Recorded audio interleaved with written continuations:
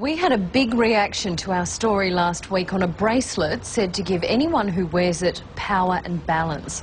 The distributor's website went into meltdown. Others felt it was no more than a circus tent magician's trick. So, who's right? Frank Pangallo has been back for another look and conclusive tests, and here's what he found. Okay, here we go. So I'm going to press. Now, I'm putting a fair degree, in fact, I'll put two hands and I will do everything I can to push you straight down. Is it a mind-blowing scientific marvel? That was unbelievable. Or merely the mind playing games with reality? It just sounds like a lot of science words were put into a hat and they were brought out and used to promote something.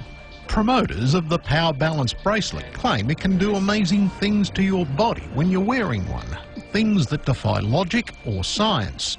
Can increase strength, balance, stability and core power, and flexibility as well. So there's a lot of things it can actually do. And the secret is supposed to be locked up in that hologram, says Tom O'Dowd, whose company sells them for $60 in Australia. It's a frequency that's been embedded in the Mylar technology, in the hologram. What it does, it reacts with the electrical field of your body. That's plain nonsense, according to Richard Saunders from the Australian Skeptics Society.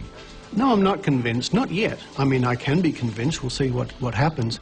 With Richard looking on, we asked Tom to put the claims to a blind test using 6 volunteers. More on that shortly. What isn't in dispute is the effect it's had on almost all the people who've tried it, like 80-year-old Joyce Washington. I don't know that it gives more energy, but it seems to make one more alert. Melbourne chiropractor Dr. Matt Bateman has tried it on hundreds of his patients, even staking his reputation on it. Hold. Now, do you feel stronger? Okay, I'm putting a lot more pressure in there. There's only so much you can fake. I'm not faking 500% increased strength and stability, which is what I felt when I first did the test. I can't fake that. Dr. Bateman then demonstrated it on one of our sceptical reporters, Jonathan Creek. Can you sneak any more out of that? About there? I'm just going to bring it now, I'll put it on your forehead just for something different. Can you go any further? Whoa. I'd say again, another 2 or 3 inches. We take that away again, it'll be harder for you to hold and sustain. That's a freak. So on to our tests. Tom carried out his usual balance and strength routines, using a card embedded with that hologram, then with the bracelet. All 6 reported a positive reaction, that is, when they could see it. Yeah, that one's working all right on you. Okay. Feel the difference?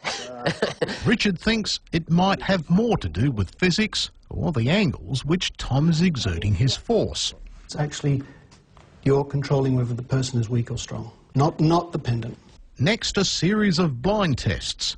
I randomly placed 6 cards in their pockets. Only one, the 5th in line, had the card with the hologram.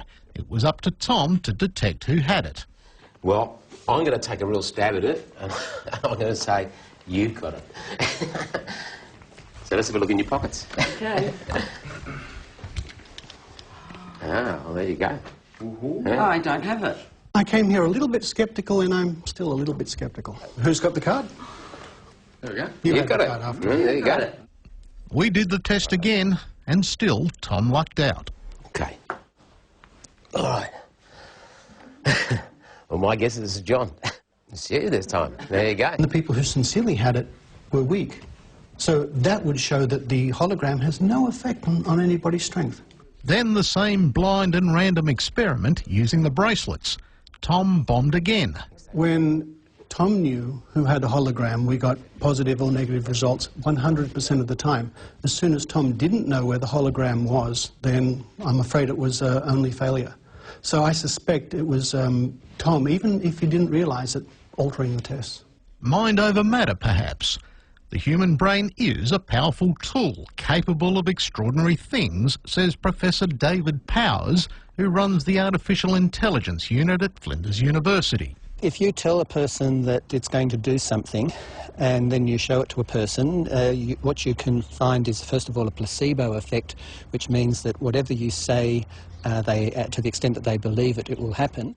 The power of positive thinking. Take American Nick Harris. This week he turned Superman when he lifted a car off a 6-year-old girl. He tried to do it again a few times since, without success. It'd be very hard for me to fool that many people, and people that I haven't even come in contact with, who've bought this product. And they've got it out there, and they've tried it on themselves, and they've tried it on their friends, and they've done the tests, and they've devised their own tests, and they come up with the conclusion that it works.